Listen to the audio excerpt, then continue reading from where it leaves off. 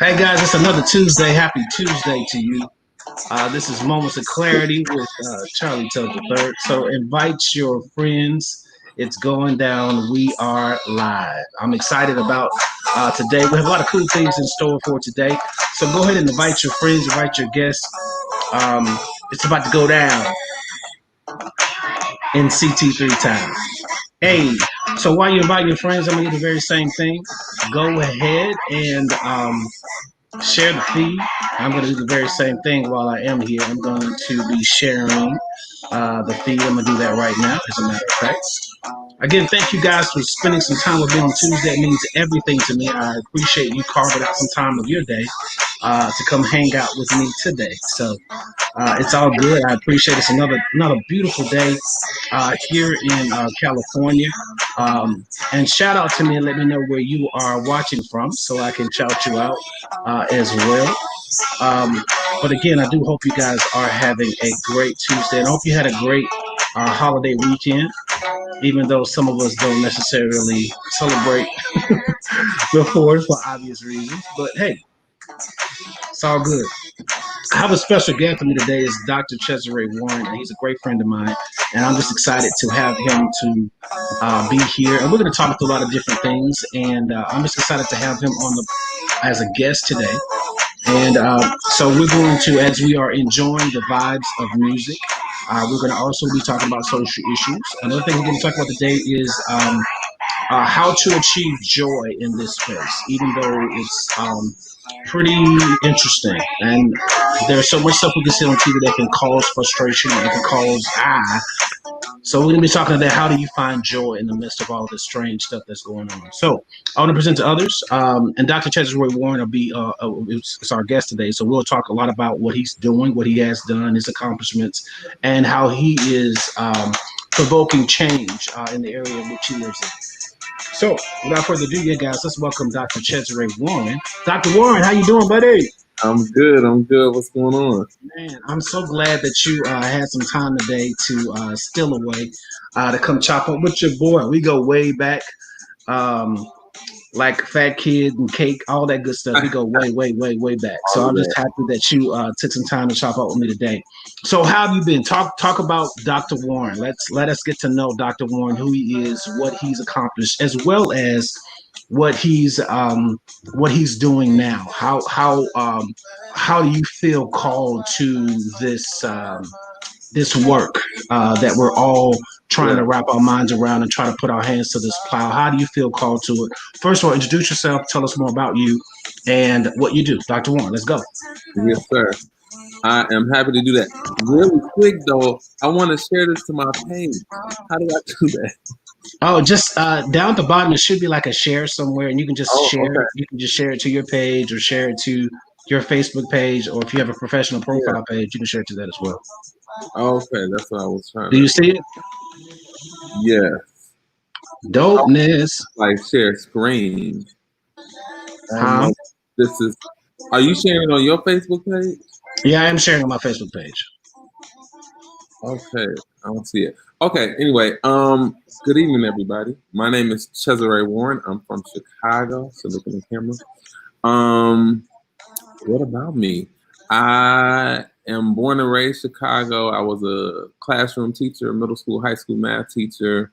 This will be interesting because I'm on with my friend, my very musical friend. I grew up singing in the Soul Children of Chicago, Walt Whitman and the Soul Children of Chicago. So I am a bit of a music head. Also, went to school for education. Eventually got a PhD. I'm a professor now at Michigan State University, in transition to Vanderbilt University in Nashville as of fall 2021. So doing my last year at Michigan State. I'm just interested in Black people and love and trying to make the world a better place for us. So that's what occupies much of my thought life and so on. So that and a little reality TV from time to time. So are you doing a reality TV show or you watch reality TV? No, sir. I'm not doing one. I'm not doing one. No, sir. Dude, I know you. You can do a reality show. You can actually do one. You should. As a matter of fact, Chaz, you should have cameras around you all the time. What's Yeah, funny, you're not the only person that's told me that, but it's real. uh, I'm gonna leave that to the professionals. Yeah, I appreciate you, man, so much. I appreciate your perspective, and what I'm going to talk about is your perspective.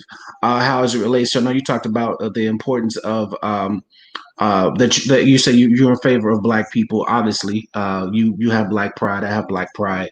And you want to see equality in the world. What does that even look like? And why do you feel like that the country can't see equality? I mean, based on the complexities of this country's history of its inception, why do you feel like this people can't see real equality? Why do you feel like black people aren't achieving that? Man, that's a bit of a I know it's loaded. loaded.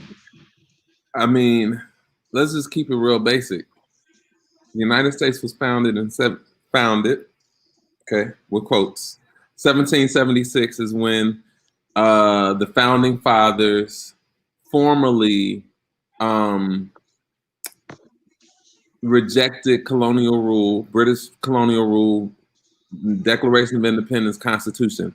This happened at the same time that chattel slavery was the chief economic institution in the US. So the way that we have come to understand the United States as a land of prosperity, as land of the brave, home of the free, land of the brave, an economic superpower, we can only understand the identity of America from the perspective, the historical perspective of Black people's exploitation to achieve that particular wealth position. And this is Black people who are laboring on stolen land, right? We can't leave out indigenous people. So without reconciling that history to our present day contemporary understanding of police brutality, the continued economic disenfranchisement of poor people and people of color all around the country, the gaps in outcomes with respect to education and workforce, criminal justice, the deck is stacked against us. So we, as a country, if we in our founding espouse liberal notions of equality and merit, but that is not the reality of our founding. And what I like about the 1619 Project, the primary argument in that New York Times series that Nicole Hannah-Jones does is that America has an ideal of democracy, but Black people made that ideal a reality. And we're still working to make that ideal a reality. And that's the global fight for humanity. That's interesting. I think I said this on my live on last week, that black people have always been in a position um, to challenge the conscience of this country, and we've seen some great successes, even with the civil rights movement and affirmative action, those types of things. But um, Dave Chappelle said this. I think it's so interesting that this country is always black people have always saved this country from itself, Mm-hmm. and that's pretty interesting because we've always our culturally we are benevolent people, and I think in a lot of ways this country sort of kind of plays on that too. Because you think about everything that's going on in the world today, I feel like a lot of stuff they're doing, even some of the things they're changing with taking down these statues, man, for me, all that stuff is smoke and mirrors. It's a way to not really address the real issues that are plaguing black and brown people in this country. And so fine. I mean, we go through all of this. For people that are protesting, my idea has always been that's great, and we should keep protesting. We should keep advocating for the needs of our country, of black and brown people. We should keep advocating for this, and we shouldn't stop doing any of these protests or anything like that until all of us individually, you, me, every black and brown person in this country, till we feel the change. I think it's fair. I think we should feel that something has changed. Mm. I know I can't be manipulated by legislation. So do you think, let me ask you this. Do you think we need more legislation? I think I don't think legislation hurts. I think legislation can be really helpful.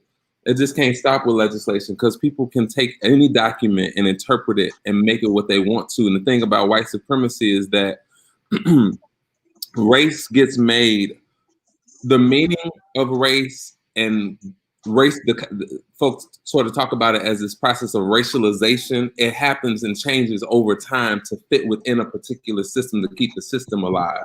So we can have a policy, for example, like affirmative action, uh, a policy that is supposed to create access and opportunity for people who are underrepresented.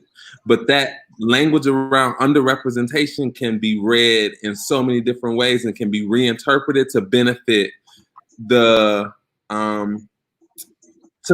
people who historically have always carried power. So folks have written about how affirmative action more benefits more white women than anybody else, right? So that's the issue. We can have policy, but we have to be really careful in terms of what happens after we get the legislation, because you cannot legislate people's hearts and minds. You can give them the legislation, but then we got to do something with it. Yeah, and I think that's been my issue. I think the issue that I've had for the most part is that, and I think for me, I've been screaming we don't need more legislation. I think we need to first of all identify the legislation that we do have because, man, all of this stuff is a violation of just civil rights. I think it's the stuff that's been going on with Kaepernick, with every Black American that's been shot down by officers. These are violations of our civil rights, and so as you have people that are conversating and talking about defund the police, there are a lot that causes a rub for some people. But I think there is a level of clarity when you're talking about defunding the police, and of course, we're not talking about taking away all protection from communities. But I think the whole police department has to be. It needs to be the whole idea needs to be thought through again. Because where these officers are militarized, I feel like that they should be courtesy officers, and they're not courtesy officers. They they are militarized, and we know this. It's been plaguing Black and brown communities forever, and I think it's just now getting a mainstream view. Even though Cube and a lot of a lot of rappers and entertainers in the 80s and the 90s were communicating about the social injustices that were happening in the community, it's interesting enough how the media at the time was playing that and saying that was that they were terrorists, Right. just similar to what white America did with the Black Panthers. Just these guys are terrorists.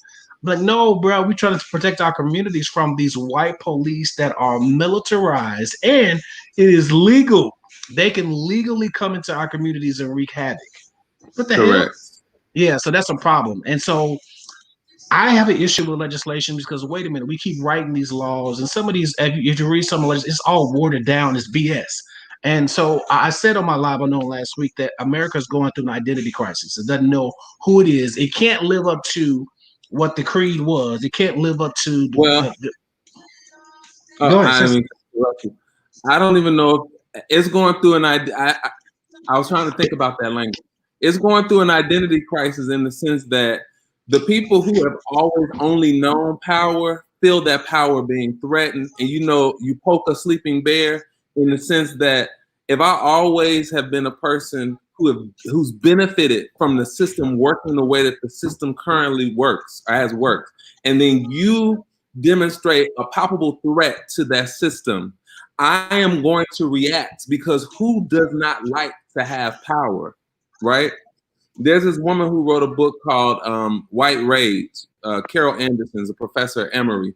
She argues in the book anytime that there's been any significant degree of progress for Black people in particular, there's always some backlash, some white backlash.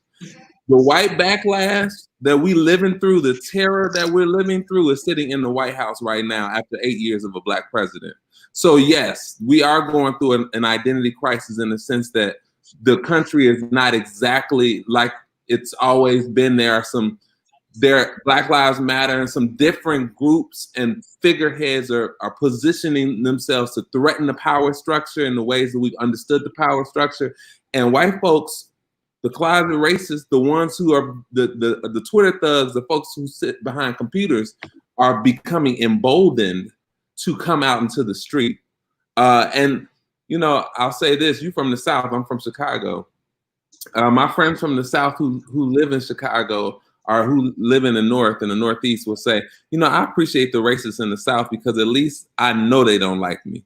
In the North, I'm having to be in conversation with people who are smiling in my face, but really finding ways to destroy me behind my back. So I appreciate in some ways that these white folks are like, I'm about to go march on the university and I'm going to tell all you Black people how I really feel about you. I need us to be awake to these folks have always existed, right? And this is the moment that we're in where folks are really like becoming emboldened to act a fool in public.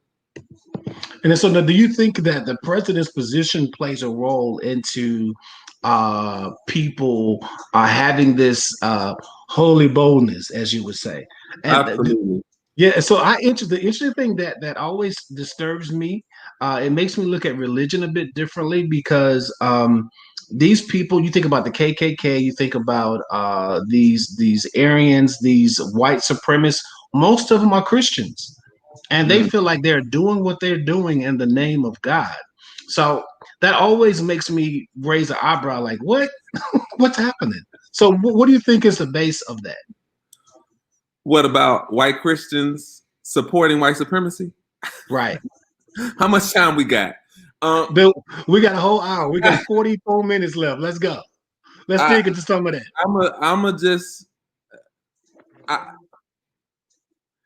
I have so many thoughts about the intersection between the church, God's church, big C, the church, little c, that the people made, Christianity, the religion that the people made, and what our responsibility ought to be as a body, as people who identify themselves as believers.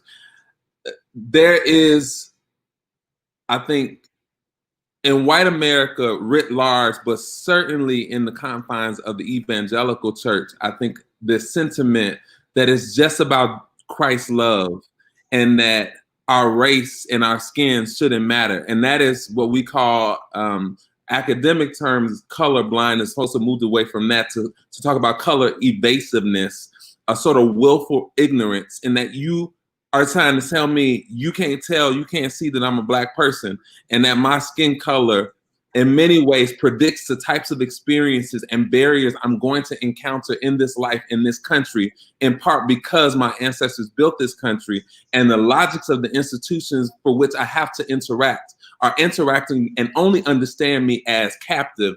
They only understand me as property. They don't understand me as a full human being. So the church is not exempt in terms of a social institution like education or schools, like prisons, like healthcare. The church is not exempt from participating in the sort of liberal colorblindness that sustains the sort of inequity that we would like to think that God is helping deliver us from. He gave us the hands and he gave us the feet so that we could do the work. And I think that it's really important that we have a much more honest conversation. I've been seeing more of these conversations happen. I'm thinking of a conversation that John Gray, for example, had with the one pastor. I still think some of it's watered down because sometimes we're fighting to have access to their platforms, and we need to just stop it and tell the truth. Shade, no shade. I just think we have to be able to talk about race and white supremacy and call a thing, you know? And these white evangelicals that we've loved, I'm looking at you, Stephen Furtick. Yeah. These white evangelicals that we love, like, what's her name? Paula White. We love Paula White, and she has shown her behind. They're talking about, I'm doing this for God. Mm-mm. And then this is a whole nother conversation. But why are we? God is not white. He, why are we even calling him a man? You know, like we've reduced God to our own human understanding, and he's so much bigger than that. But But here's the way I like to communicate it. I like to communicate that like this: that I feel like that people have made God in their image, and period. not necessarily, not the other way around. Like we have said, well, we're made in the image of God, but the way you all communicate Him, God is made in your image. Because how do you, in other words, how do you see supremacy? How do you deem yourself greater or better than anybody else? That ain't, you can't say that's God. That's you. Yeah, Yeah, so I feel like a lot of white people have, and that's why I can't respect that white Jesus image. I guess it's not true. It's not actual. It's not not it. factual. So you'll never get me to, man. When I see that, I'm like, man, burn that thing up, bro. It's crazy that and you know, and it's a way that it's also a way that I feel like in Christianity, a lot of black people have been whitewashed. Because it obviously you see a white Jesus, then you the assumption is white is always right because we worship white Jesus, right? Yeah, and I think the residuals of slavery, with Man, respect to the way that the Bible and the Christian faith was used as a mechanism of control and subjugation, is reflected from so many of our pulpits. In that, and I actually heard Noel Jones sort of preach this, and it really got my mind sort of moving. He said, if we are all made differently with different experiences and a different background and a different purpose and path with our own unique set of gifts and talents, why do we use the pulpit as a way to standardize the gospel such that we can now police how people show up in the world rather than accepting and honoring that each person's relationship with God is an individual personal relationship with God? And as a result, the responsibility of the pulpit is to not make everybody look, talk, be the same, but to appreciate the diversity of experience and interest and desire that the body, that's what makes the body the body. But the pulpit has been used as a tool of abuse. It has been a way to control and manipulate people and to grant power to people such that they can sort of further their own agenda and advance their own project. And I sort of say this too because it reminds me of Carter G. Woodson in Miseducation of the Negro. And the first time that I read that, feeling so incredibly guilty, in the sense that if you have been educated in the oppressor's schools, then you are going to reproduce the oppressor's logic. And he was speaking primarily to those of us who occupy positions of leadership and authority and influence in our own community. And we step into these spaces and we love Black people and we want to do what's best for Black people, but we really have to question how we have come to understand what best is, especially when Black people are not monolithic. We're not one thing, we're multiple things. And how difficult it is to have grown up and to come of age in a society that does not appreciate plurality of thought, but still stand in a seat of power and try to create or advance an agenda that is truly inclusive of the many different ways that Black people show up in the world. That's an extraordinary burden, but I think it's one that the church is poised to sort of shoulder, right? no, let me ask you this. So, do you think that do you think honestly? Because I think for what I'm looking for that I'm not seeing is leadership in the church to really get behind this movement and make it be what it needs to be. But then also, clear focus as to what needs to be done, what needs to be, how we need to shift ideals because I said this a while ago. When we talk about church, man, church is still the most segregated place on earth on Sunday morning, still. And you may go to a multicultural church Um, and I've gone to a multicultural church. For the good part of my life, I've been in multicultural ministries, and I worked and served in multicultural ministries. But even though all of those are still predominantly black, and so that's still something that's interesting. Where you'll see a black person can submit to a white person, but it's rare that you'll see a white person submit to a black person. Black So I person. feel like there's still there again. There's a social. So then we got to ask ourselves: is this a social issue or is it a spiritual issue? Should the church even be involved in it at all? Because I really wanted to talk to you about this because we've had so many breakdowns just in the development individually. I think I've said this 100 times over, and we both know how bad the educational system is here in this country. We know how biased it is, socially biased, racially biased. The educational system is, and also how extremely antiquated it is. Now, you have been in school for 20 years. You have, because you you have doctorates. You have 5,000 I have a degrees. doctorate. One. Listen, you have more degrees than a thermometer, Nick. You're such a. But no, either way. But even still, with all those degrees, and I have degrees, well, with all that stuff, it's still antiquated. It's extremely antiquated, and it really doesn't serve black and brown children the way it should. So, you being in the field of education, I actually feel like that, man. I'm so in favor of homeschool right up and through here, and just sort of Oh kind of in yeah, general. I'm yeah, so in favor of homeschool because one, you can control the information. You can control, how your child is developed into being actually a whole person.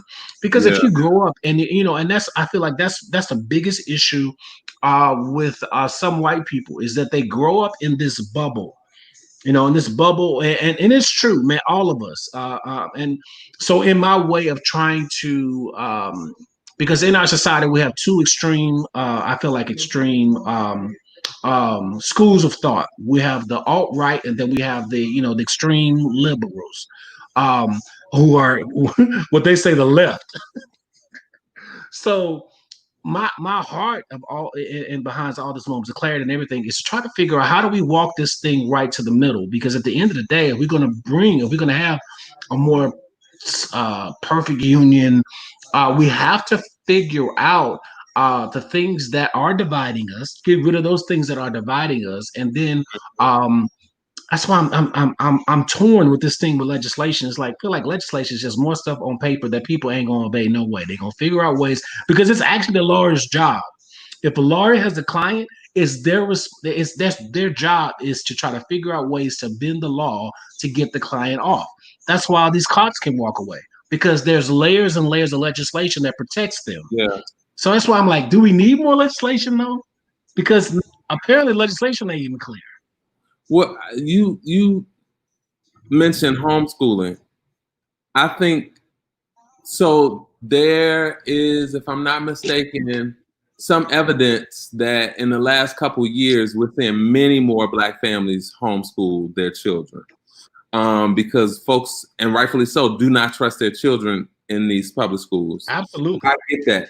At the same time, I believe in public schools, and I believe and grew up during a time where I could walk out of my house, walk right down the street, and go to school, and got a reasonably decent education in a public neighborhood, traditional neighborhood public school. I did go to elementary school on the north side too, so I think that might have a thing to play. But we need our own institutions. We absolutely need to be investing in and finding ways to build our own stuff for us, by us, FUBU. We really do need to be doing that. We need to invest in our own stuff. Oh yeah, I agree with that 100%. So do you? So okay. So that's cool. I agree with us either inventing our whole thing because I do understand. I do respect the social element of public schools because you do get a decent amount. And most schools could be a great melting pot. I was fortunate enough to be able to go to a high school that was an amazing melting pot. I have a lot of white friends, a lot of Mexican friends. I had a lot of Asian friends. So it was a good melting pot. And so I think that I love helped. white people. I got white friends. I have a lot of white friends. A lot of them don't listen. So how are your white friends doing? Some of my white friends will be like, "Ooh, wait, he turning into something." You know, they are kind. They have reached out. You know, some of them have reached out. I don't have like super. I'm not super close to any white people, but I have very good colleagues and other folks, white folks that I engage with who are trusted people who I have a strong affinity for. And they, you know, as they're comfortable, they've reached out. And And so it's now, so how are conversations going? I'll be honest with you. I only have one white friend that I've been able to have a good, healthy conversation with, and I'm going to have him on as a guest in a couple of weeks. But we just had some honest conversations, and I think a good part of my healing came from something he said, and all he said was, "Man, I'm sorry." He said, mm, "There's not a lot I can do about it. I am crying loud and sparing not." And I do know this because his whole ministry is about, racial reconciliation and social justice. He's a white guy. He has a mixed family. His name is Nick Jones. He's a good friend of mine from Fresno. And since I've met him, we've had some great conversations. But that's actually the only white guy that I've been in contact with as of late. That's since all this stuff has been going on. He's actually been um, just great. It's been just great ministry. Every time we interact with each other, I feel like there are levels of information that I've been able to communicate to him. That's like, oh man, I didn't think about it that way. That's interesting, and he's open.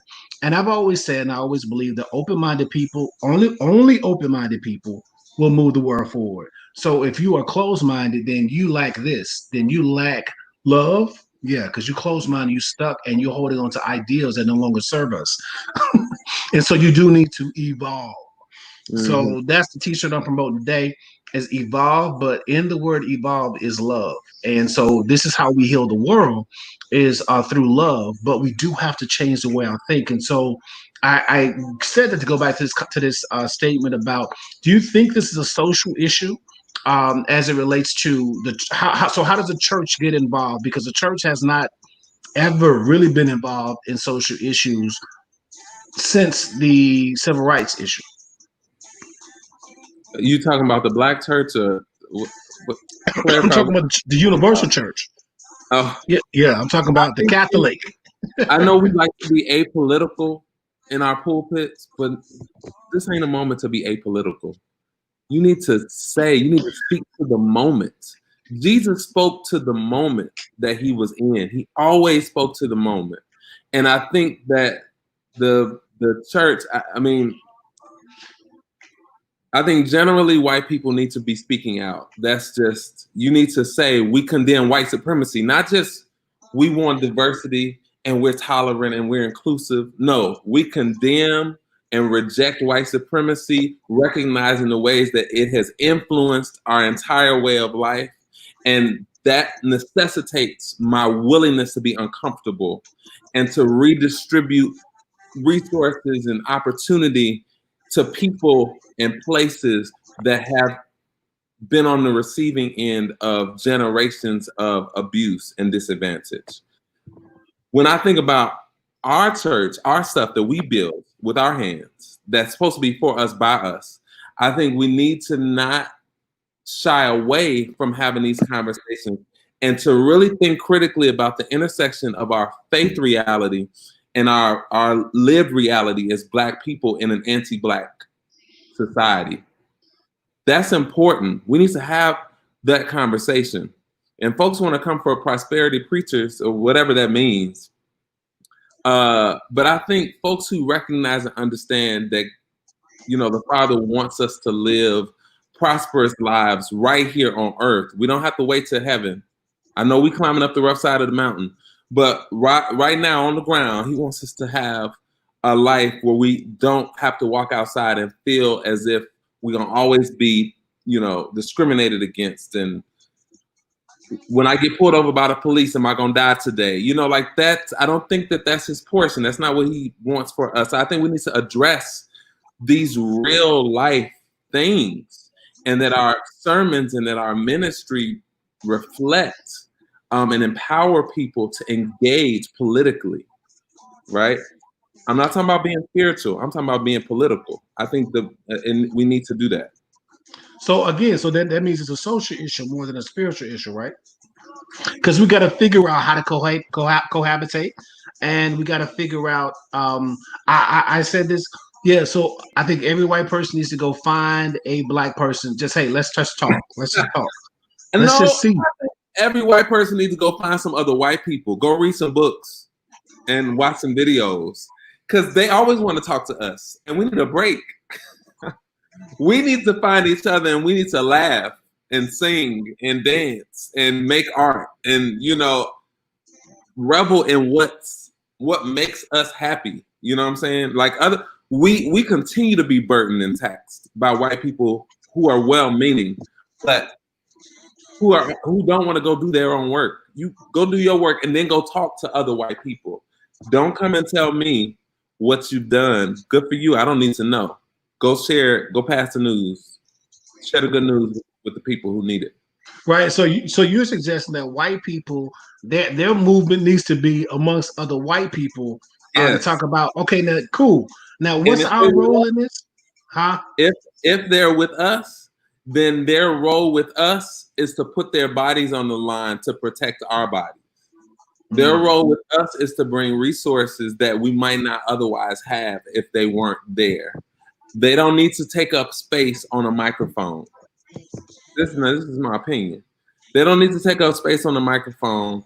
They don't need to take up a whole lot of space in conversation with powers and authority. I think that they really need to mobilize in ways that create a layer of protection and covering and buffer between us and the state.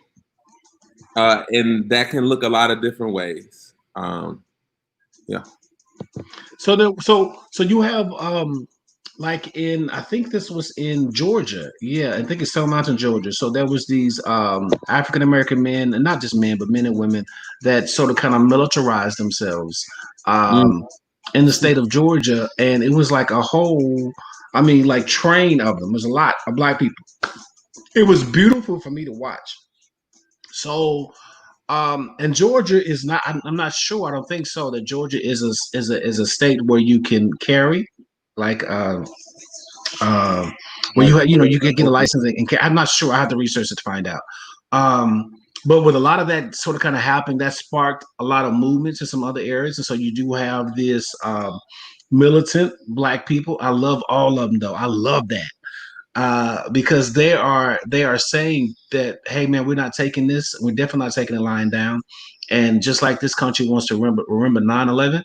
Yeah, I don't think black people are gonna forget like what happened to George Ford and Breonna Taylor and stuff that's constantly still happening in this country. Black people are not going to forget that, and I feel like that we should obviously advocate and do whatever we need to do until all of us individually could feel that there's a change in this country. And I also said this last week that I know a lot of us are advocating for, legislation, and that's what a lot of the BLM movement is about, is trying to create legislation that, so all that is BS to me, that we're trying to get these people in power to see us as equals. Um, I know you got a little bit further in college than I did with this doctorates, so we need help not me to understand. we Go ahead.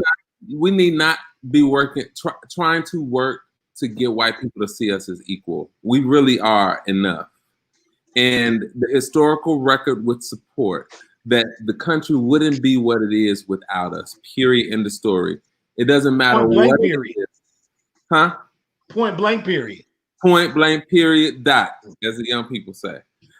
Point blank period dot. We bring so much to this country. If you've never seen the short story The Space Traders, it's a really interesting fictional story where some aliens from outer space who are like human-like creatures come and they say, give us all your black people, to the United States government. Give us all your black people and we'll make you the wealthiest nation in the world. No surprise here, the US traded all their black people.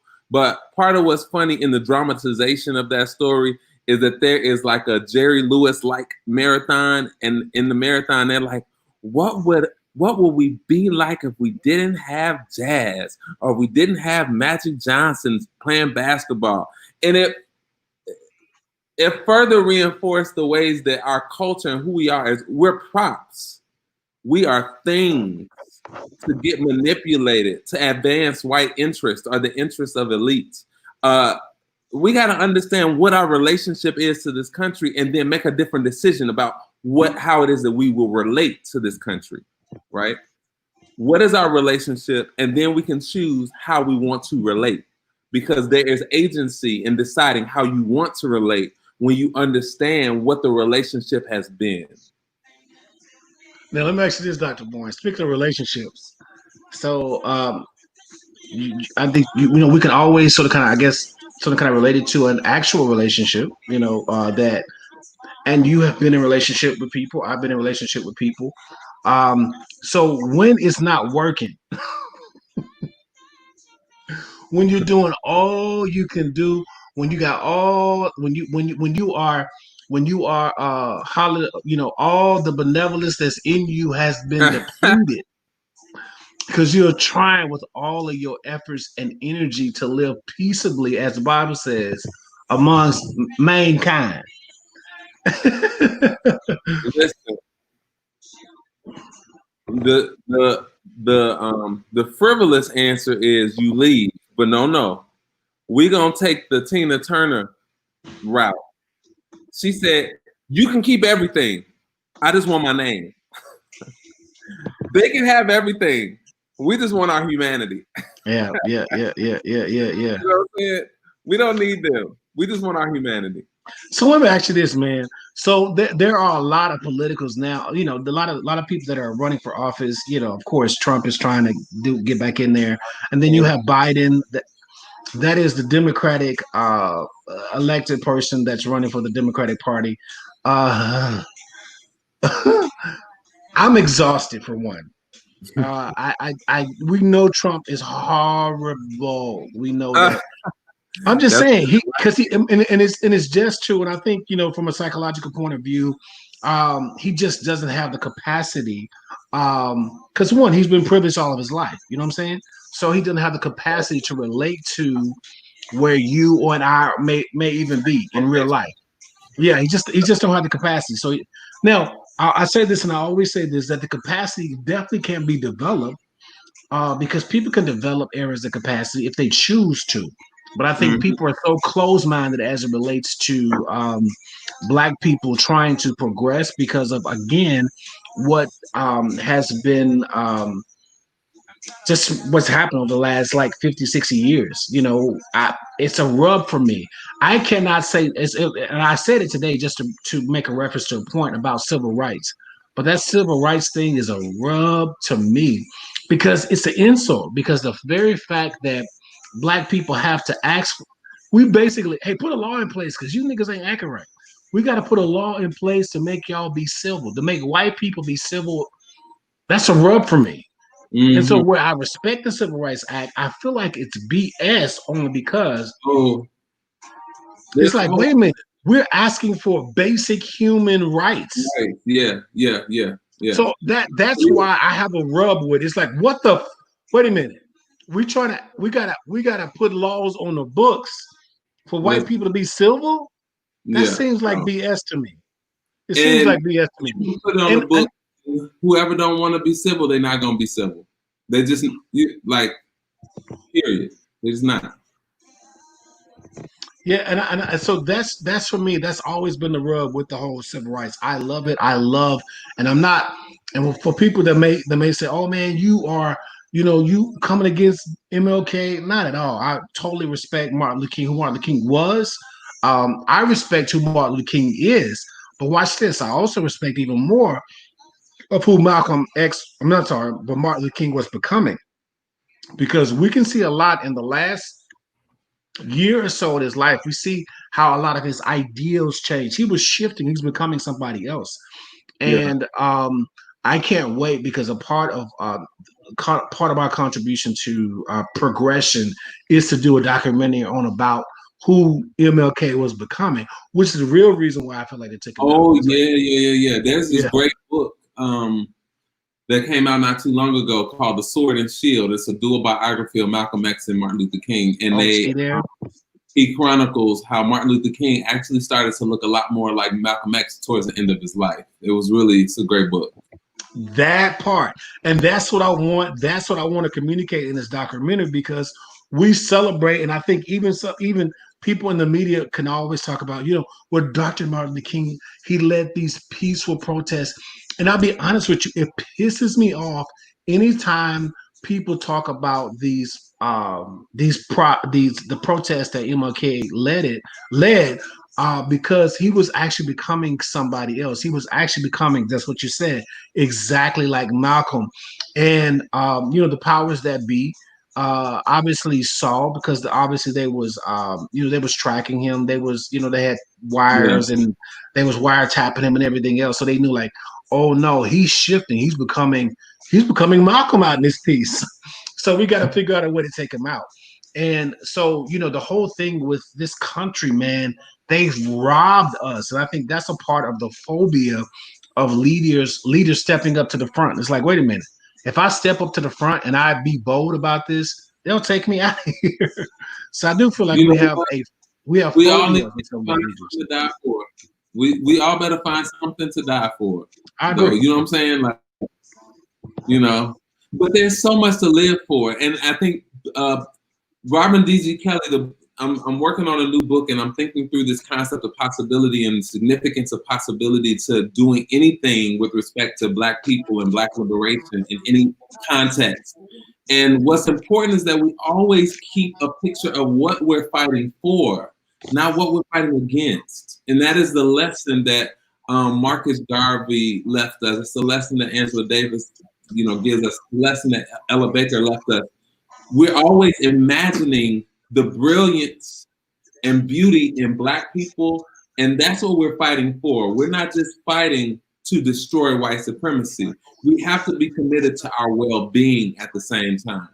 And this is why art is so important. Because I know you told me to bring some music. So singing and doing music and hearing music and encountering all of the sounds and ways that we articulate and express ourselves, it's been such an important way that we sustain ourselves throughout time, right? And that is also a really important and integral part of the Black radical imagination. So in that vein, I wanted to, and one of your tasks today was to find some music that has been helping you to restore your faith in humanity, which has been shot. But I think it's important that even as we go through this process, and pressure is two words. It's press, Press, and Ure, and it's, of course, if you press, you push. But the Ure is a French word, and it means to extract.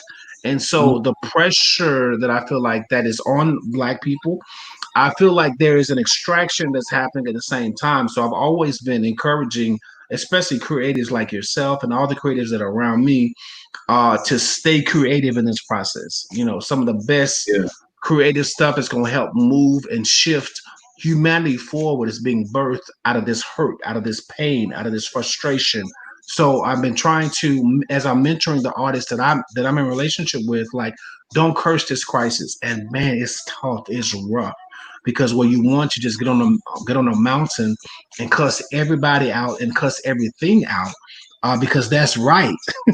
The idea is we also have to tend to our emotions and turn that energy where we will be frustrated and cuss people out, turn that energy into creative energy and create the things that's going to help um, to shift and deal with the conscious of this country.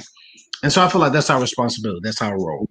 So in that vein, I want you to, I think I tasked you with picking a few songs that's been helping you to one, to identify or find joy, but then it's also been helping you to maintain it. Now, some of the songs that I picked, I know I can't play here, but they really have been uh, a great, great, great, great, great, great I'm sure. form of healing for me, and it obviously, brought me joy. So then I want to yield to you, and I want you to talk about some of your music. Let's do one song. You do a song, then I'll come back and do another song. Now I have to water mine Okay. down because all the songs that I chose have profanities and all the stuff that the saints. I'm gonna take it back a bit. Uh, as soon as the pandemic started, I immediately heard this song in my spirit, in my heart. Go ahead.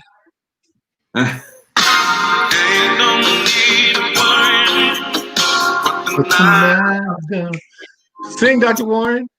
She'll be all over in the morning. You gotta play the Anita Baker version. Anita Baker got that golden throat.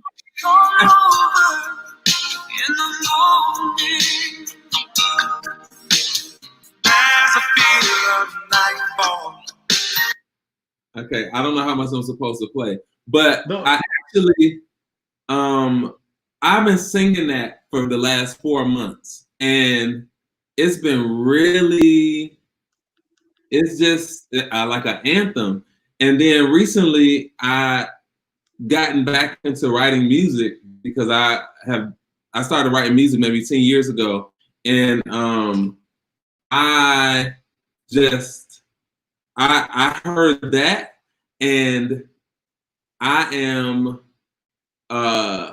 it just inspired me. It just inspired me, and it inspired a song that I'm working on that's called Morning, but it's MO parenthesis U parenthesis RNIN, because we feel like we're in a state of mourning.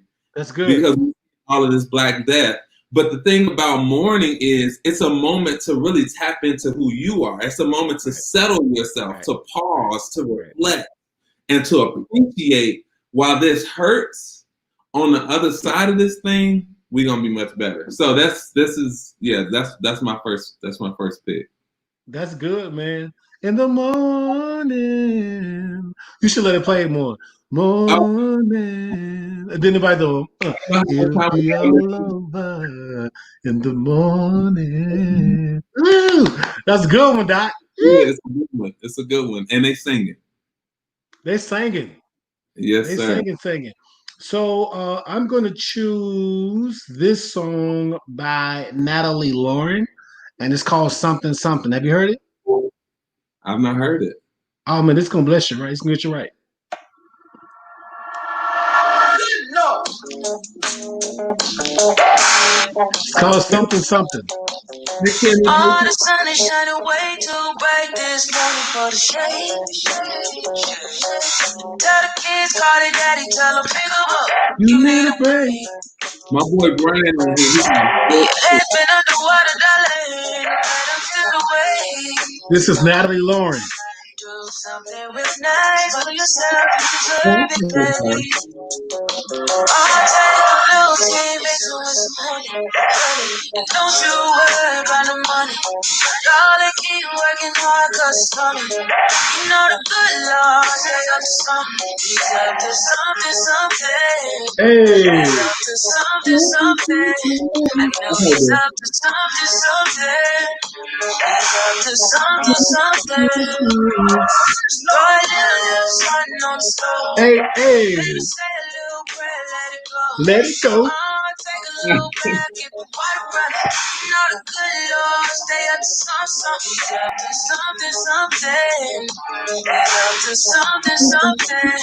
I know he's up to something, something. To something, something. Now let the soul world get you down there.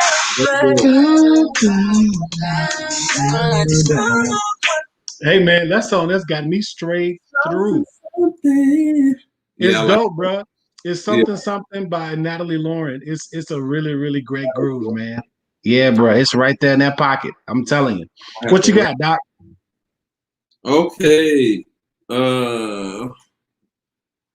Wait, let me open up my machine again. Oh, on, so Doc.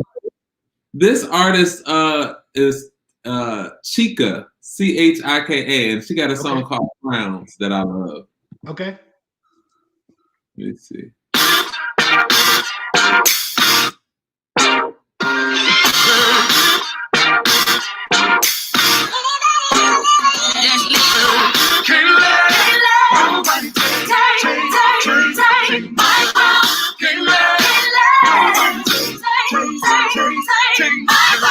Cold hand, sharp pencil. I scribble the stanza as my hands are trembling. Grade 7 made heaven out of words. I began to build a world that only I inhabit. I got a habit of rapping about tragedy. I think I'm just passionate, trying to steer the way while in the dark. Hope I ain't crashing it. Now my little hobby turned to cash. Now thinking about who I'd be if I listen to doubt. Hey.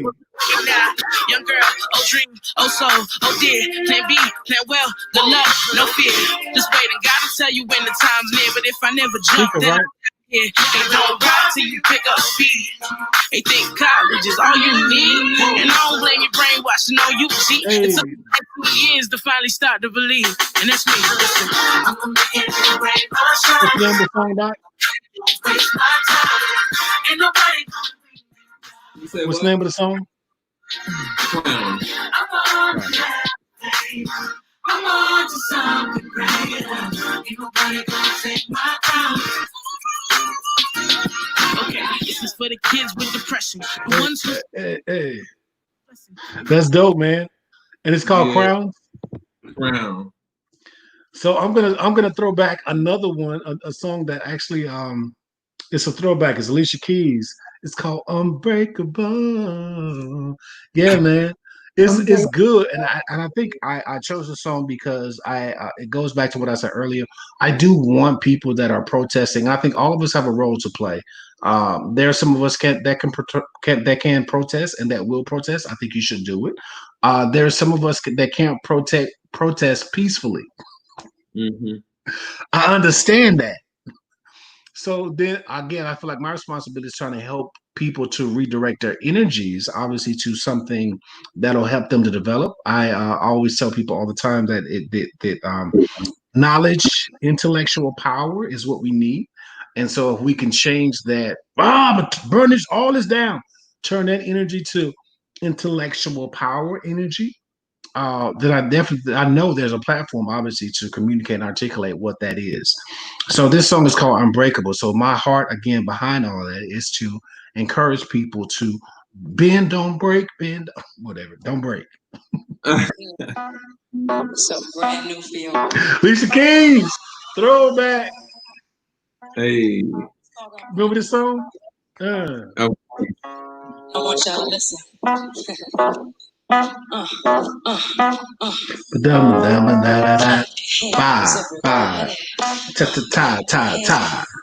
Come on, keep it going. Clap your hands, everybody. Clap your hands, everybody. Let's do it. You ready? Come on, Keys. Come on. We could fight like Ike and Tina. Like I can not like I can Tina. Oh no. Or get back like Bill and Camille. Ooh, yikes. Be rich like Oprah and Stedman. Yeah. Instead, trouble like Flo and James Evans. Cause he ain't no different from you and she ain't no different from me. So we got to live out our dreams. Like the people on TV, we got to stay tuned. There's more to see. Unbreakable. Hey, unbreakable. Do take a break. Y'all know we'll be back next week. We gotta stay tuned. Yeah, man. Come on, Juan. What's your next track? This right here's get me right. Well, so this is slowing it down just a little bit. All right. Another song that I've been listening to, we got blessed during the quarantine with a new PJ Morton record. Oh man, PJ Morton. He reprised the record. He reprised one of my favorites.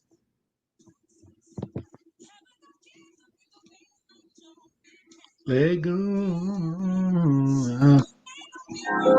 Worrying how the story ends.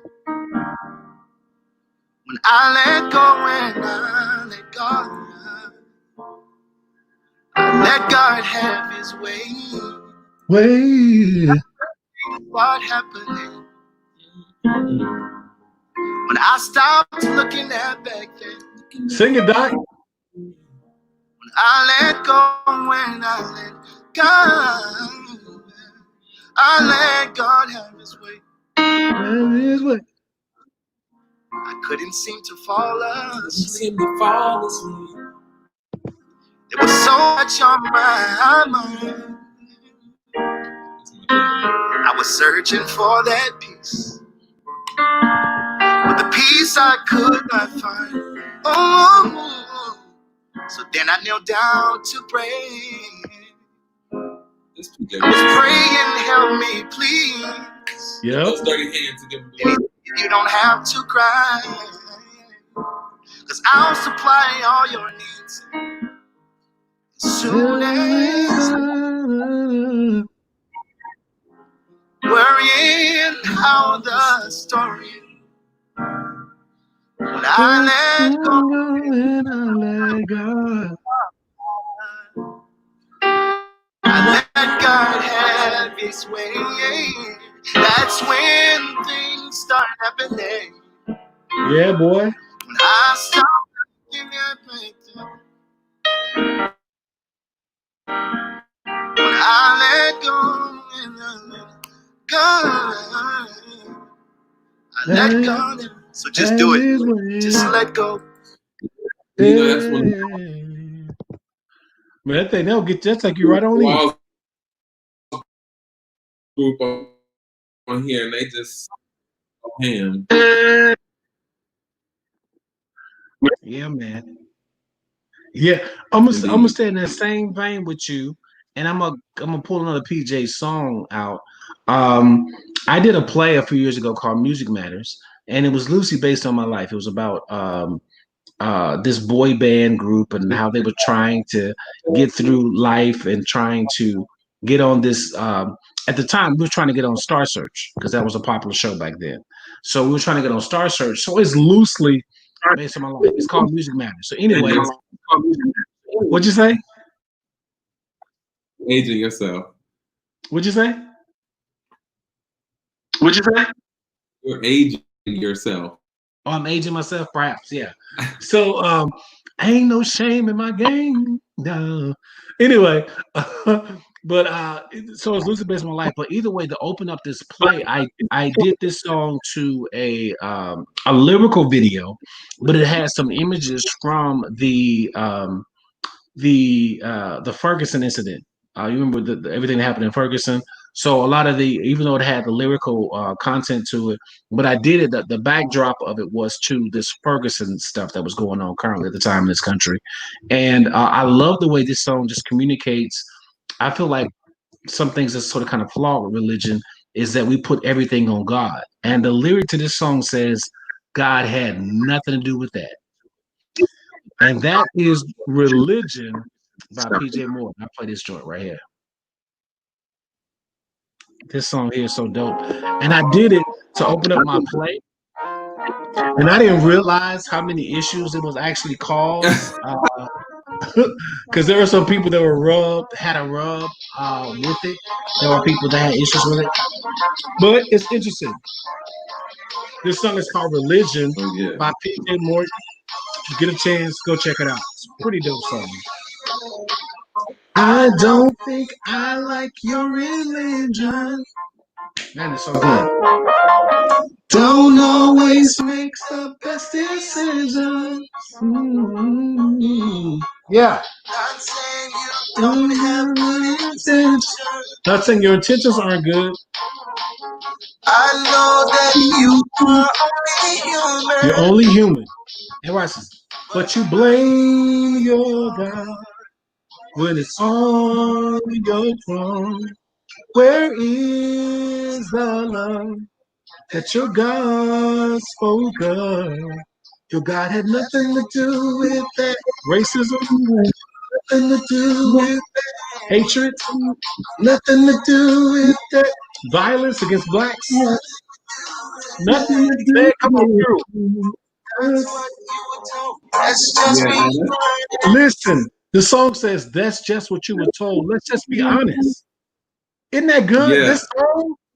This song He says everything. The lyric is PJ that's just what you were told. Let's just be honest. PJ is the best. PJ is the PJ, best. PJ, listen. You talk about having the heart of God. That boy, he knows something. He knows somebody. He clearly, Yeah. So clearly. that song there has been a great healing for me because a lot of things that people like to do in the name of religion is like, bro, that ain't God, that's you. So if people can own that and be honest, and I think that's what's wrong with um, white supremacy. They're just not honest. It has Yeah, nothing to do with God. It has everything to do with you. You, yeah, the whole idea, race is just an idea. So even back to what you were talking about earlier about you were talking about how people that I hate it when especially white people talk about color blindness. That thing stresses me out because it's like to say that you're colorblind says you don't see me because I see yeah. your color, I see your race, I embraced your race. So I don't have issue. I'm not colorblind. I don't want to be colorblind. I want to see you for who you are, but also appreciate who you are and accept who you are, even though Mhm. you look entirely different from me. That's the world I want to live in. Well, and Jesus, he did not create religion. He turned over religion. So it's just that ain't who he is. So we made it up. We made it up. Like so many things we make up. But people can't own that. They can't own the fact that religion is synthetic. They can't own the idea that it was something Right. that we conjured up for our Right. need. But even the fact to have people rule over us, that's something else we conjured up as Mm. well. So, we're in trouble. So, with the society in as much trouble as we are in, because it looks bad out in them streets. Um, what do you feel like is solution? What are the solutionary things that we need to be focusing our energies on? Because the I feel like the legislators are wasting time and energy talking about nothing. Because any legislation they put out, especially right up in 3 hands, it's gonna all be watered down. It's not gonna be, it's not gonna deal with anything. It's just to pacify black and brown people. I'm being honest. What's the solution? I think this is it's really difficult to point to any one thing. I think that there are multiple things that need to happen. But from where I sit, we really need to be black folks need to be finding ways to just continue to love on other black folks and to wrap our arms around us in all the ways that we show up in the world, and then to take that and leverage that good energy to divining futures, building things and systems and institutions that serve us in whatever positions and ways, however that looks. Sometimes when you ask somebody, futures, building things and systems and institutions that serve us. That's all me, buddy. Go ahead. Sometimes in building these, asking people what those things look like, it's I can't give you. I can tell you what it may look like for me in my house, but it necessarily has to look like lots of different things.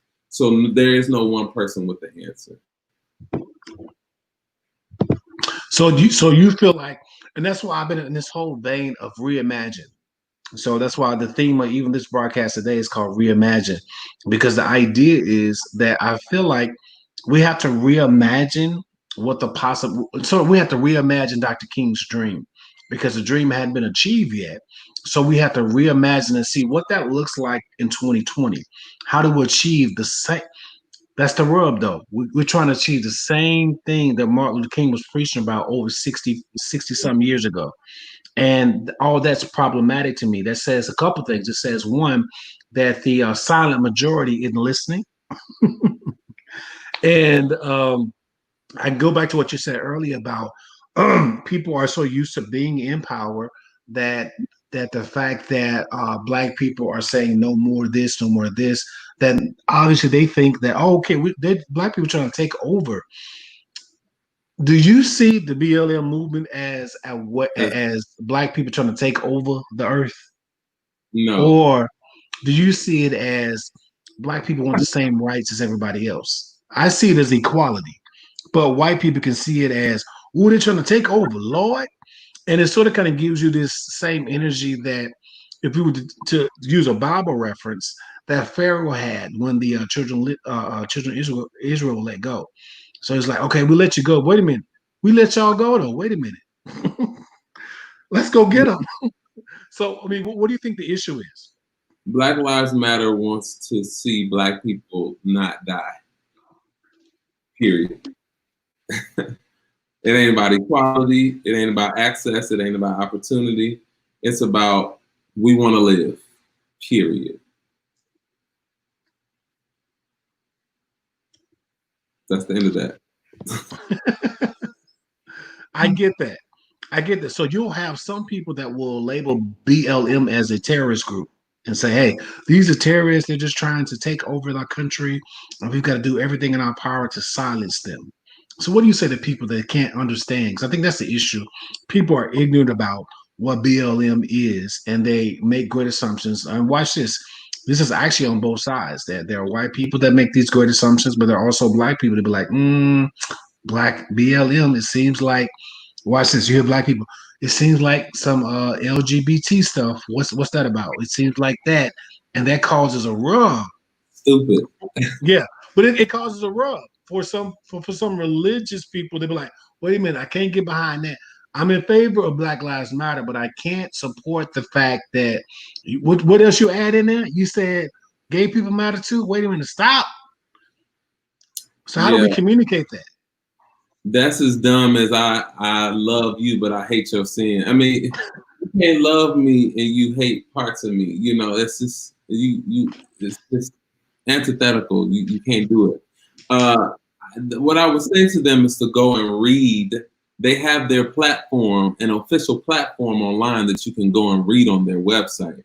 And the movement is diffuse. There are people everywhere doing everything. So there's no one way, again, to make everybody do the exact same thing, nor should it be that way. They have a platform and an agenda that they have laid out, and all you got to do is go and read it. And it's not even just about equality for black people or black people's wellness. It's about wellness for everybody, really.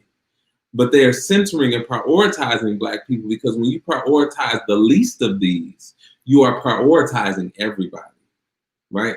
A sinking ship, right, of whatever the quote is, raises all tides. I mean, the people who have been most peripheralized, you think about black trans women, for example.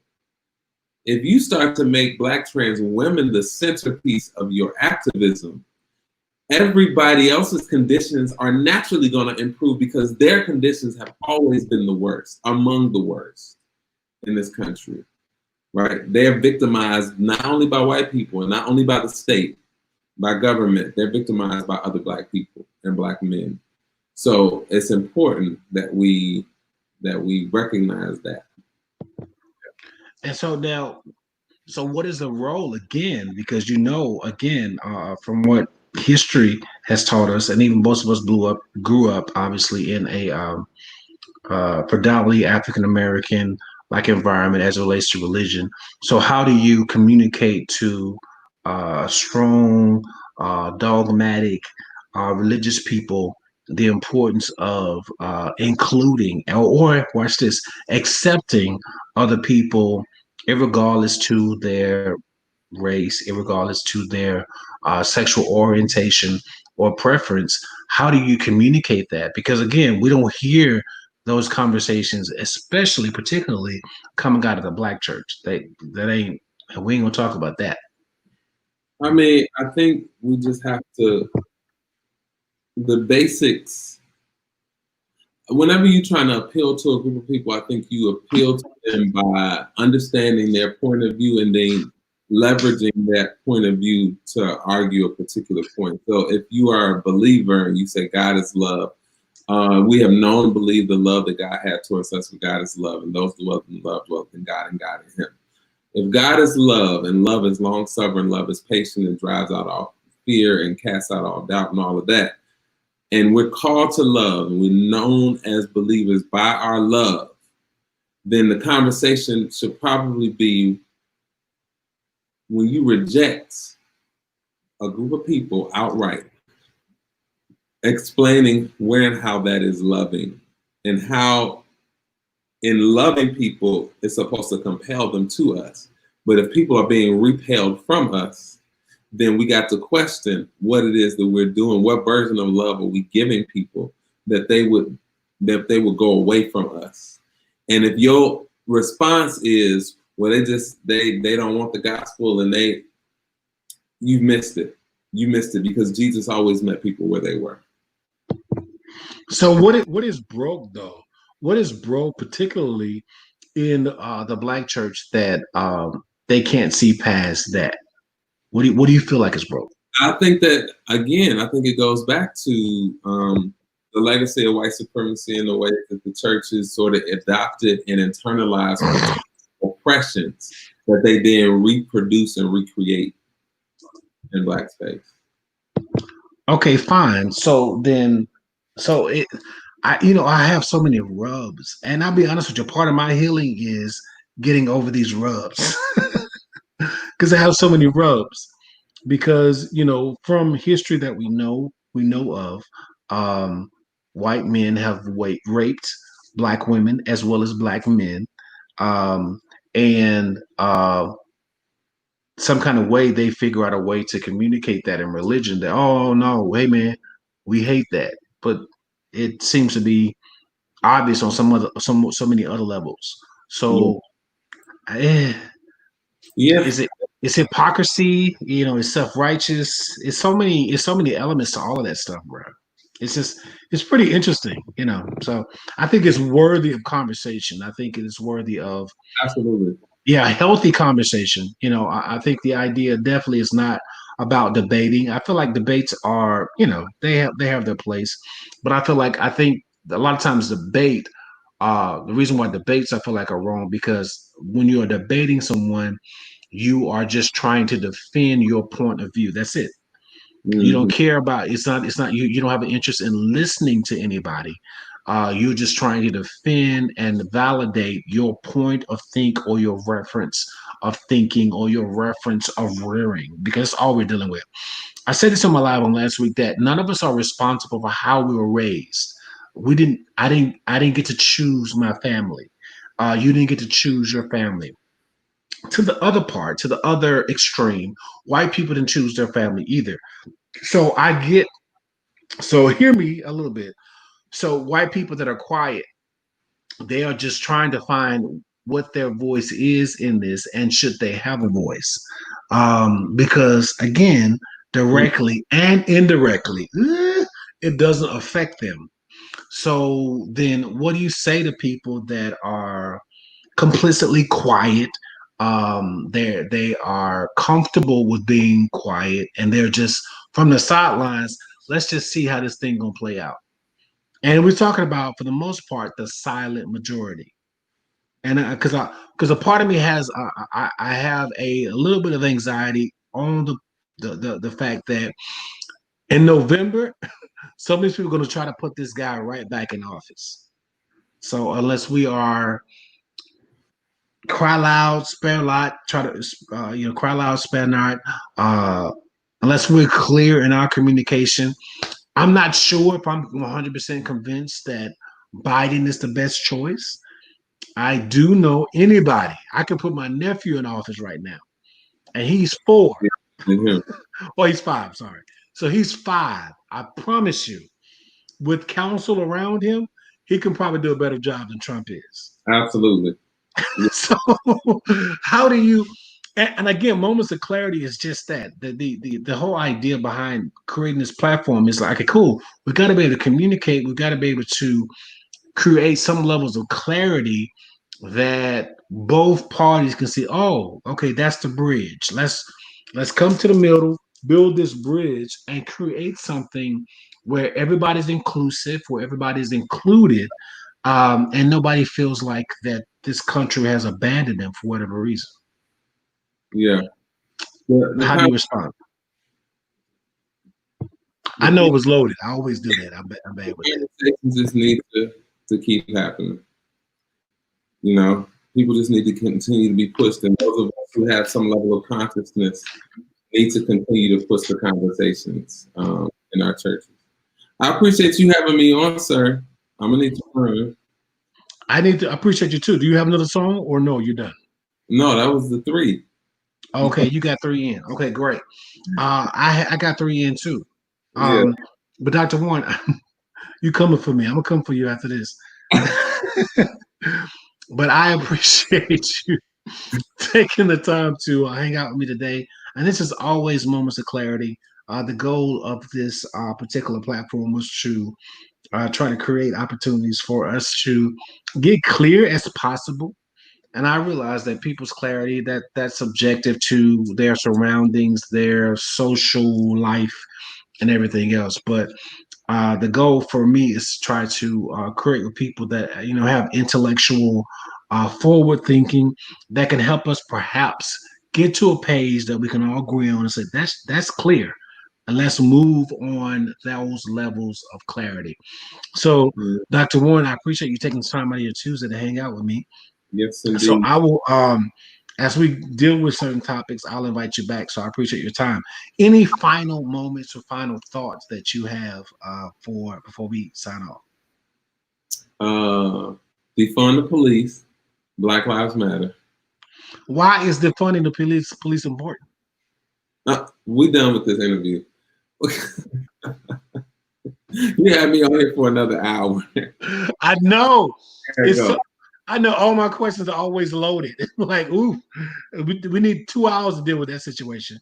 But that's fine. I appreciate you taking the time out of your Tuesday to hang out with me. Yes, I'll invite you back. I hope you had fun. Did you have fun doing this? had a good time.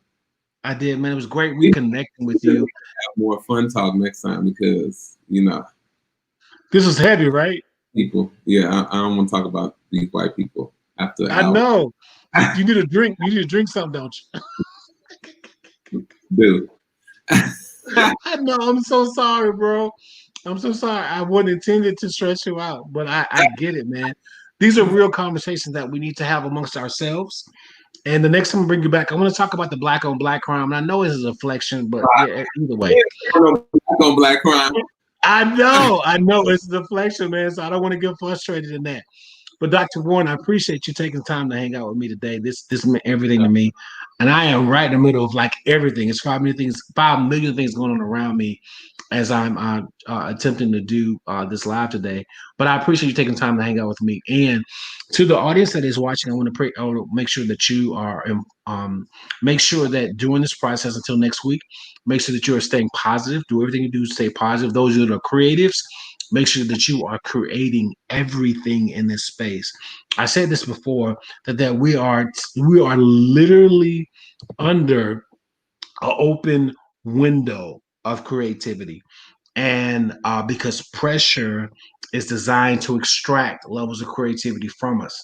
So all this pressure that's on social, the social essence of who Black people are, this is the best creative space to create as much as possible. So write songs, write music, write whatever you do, whatever your creative essence or whatever your creative space is, create in this space. You are producing the best things possible now. I really want to appreciate Dr. Chezare Warren for coming and hanging out with me today.